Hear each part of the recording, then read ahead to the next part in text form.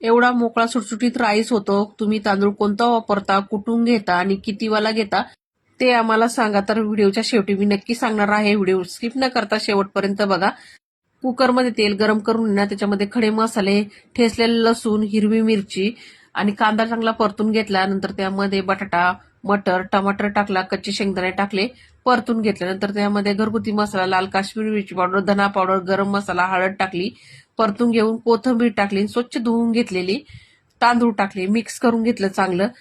2 glass गरम पाणी टाकलं, चवीनुसार मीठ टाकलं, झाकण देऊन एकच शिट्टी काढून घेतली. तर तयार झाला इथं मोकळा सुटसुटीत आपला मटर पुलाव.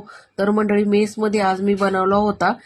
तर हा तांदूळ आहे ना मी डीमार्ट मधून घेत असते आणि वाडा कोलम तांदूळ आहे. 60 रुपयावाला आहे. 60 रुपयापासून तर 85 रुपयापर्यंत तांदूळ आहे.